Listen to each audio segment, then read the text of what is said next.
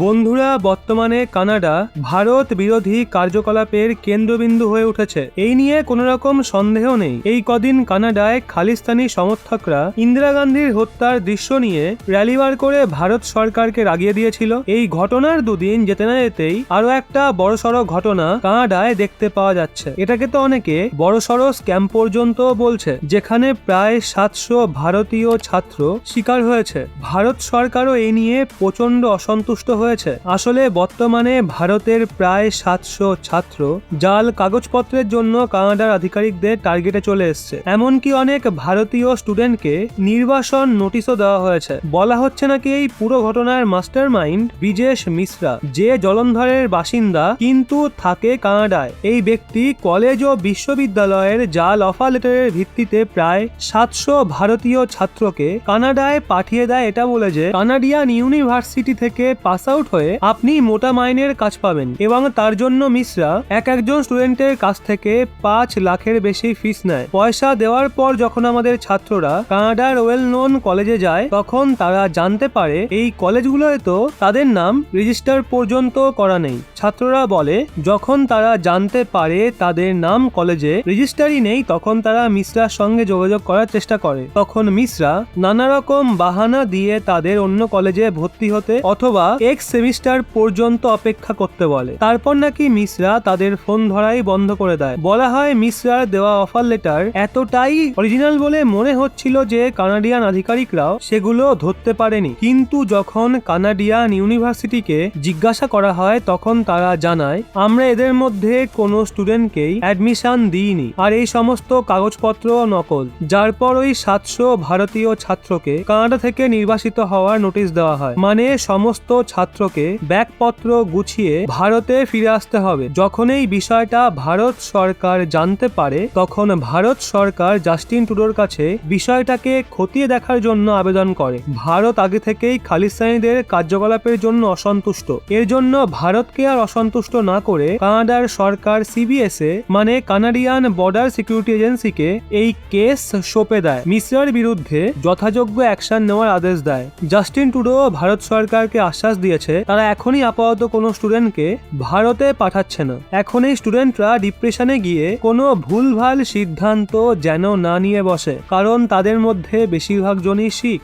বন্ধুরা, আপনাদের মনে আছে 6 জুন কানাডার এনএসএ জোরি থমাস একটা স্টেটমেন্ট জারি করেছিল। থমাসের দাবি ভারত জেনে বুঝেই তাদের দেশের অভ্যন্তরীণ মামলায় হস্তক্ষেপ করে কানাডায় উপস্থিত শিখদের জাস্টিন ট্রুডোর বিরুদ্ধে উত্ত্যক্ত করে তোলে। ভারতের এরকম কিছু করা উচিত নয়।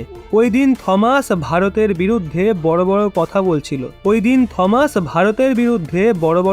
বলছিল। কিন্তু 7 জুন যখন খালিস্তানিরা ভারতের বিরোধিতা করতে সম্মানীয় প্রাক্তন প্রধানমন্ত্রী ইন্দিরা গান্ধীর হত্যার দৃশ্য নিয়ে মিছিল বার করে, তখন এই নিয়ে একটা কথা ওই মহাশয়ার মুখ থেকে বেরোয় না।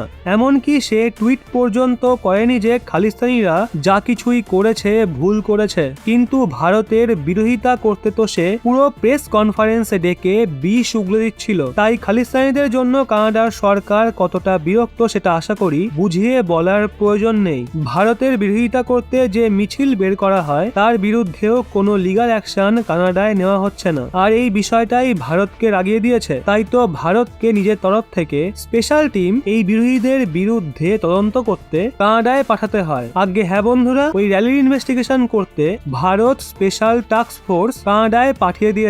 বলা হয় খালিস্তানি দ্বারা ওই মিছিল বার করার পর ভারতের বিদেশ বিভাগ কানাডার সরকারের কাছে আপিল করেছে তারা এই বিষয়টা একটু গুরুত্ব সহকারে তদন্ত করুক, আর যত খালিস্তানি সমর্থক এই মিছিলে সামিল হয়েছিল তাদের নামের লিস্ট আমাদের দিয়ে দিক, যাতে আমরা তাদের চিহ্নিত করে তাদের বিরুদ্ধে অ্যাকশন নিতে পারি। কিন্তু কানাডিয়ান সরকার এরকম কিছুই করছে না, বরং তারা তো আরো খালিস্তানিদের ভারত বিরোধী কার্যকলাপের জন্য পয়সা ও নতুন নতুন জায়গা খুঁজে দিচ্ছে। এর জন্য ভারত সরকার রেগে গিয়ে এই তদন্তকে নিজের তরফ থেকে হ্যান্ডেল করার সিদ্ধান্ত নেয়। এখন একটা বিষয় একটু ভালো করে দেখবেন, আমাদের এসটিএফ কানাডায় থাকা খালিস্তানিদের অ্যারেস্ট করবে না, কারণ এখন তারা কানাডার ছত্রছায়ায় রয়েছে। কিন্তু এসটিএফ ইনভেস্টিগেশন করে ওই মিছিলে কোন কোন খালিস্তানিরা উপস্থিত ছিল সেটা চিহ্নিত অবশ্যই করবে। সে ভারতের কোন রাজ্যের বাসিন্দা সেটার সন্ধান অবশ্যই করবে। তারপর ভারতেই খালিস্তানি সমর্থকদের যত প্রপার্টি থাকবে, বিজনেস থাকবে সেগুলো সোজা সিজ করা হবে। মানে ওখান থেকে যত